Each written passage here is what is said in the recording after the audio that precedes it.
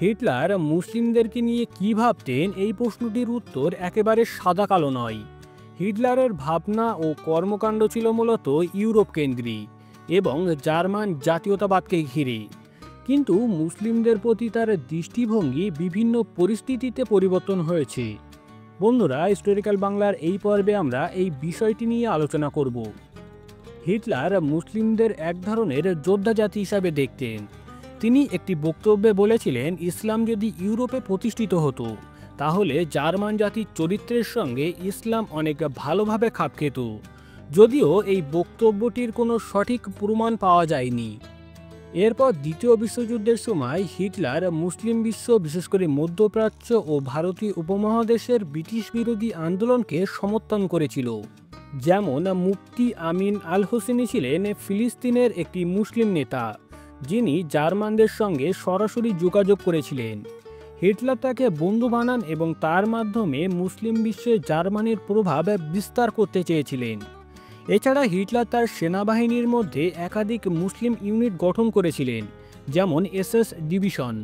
তবে হিটলারের দৃষ্টিভঙ্গি সব মুসলিমদের প্রতি সমান ছিল না। তিনি আরবদের সম্পর্কে বলেছিলেন, তারা অলস, শাসনে অক্ষম এবং আত্মনির্ভর নয়।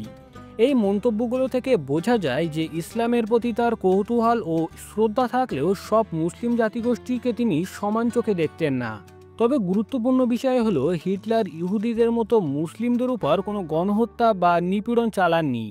কারণ হিটলারের কাছে মুসলিমরা শত্রু ছিল না, বরং ছিল কৌশলগত সহযোগী, যাদেরকে ব্যবহার করে তিনি ব্রিটিশ ও সোভিয়েত ইউনিয়নের বিরুদ্ধে লড়াই করতে চেয়েছিলেন।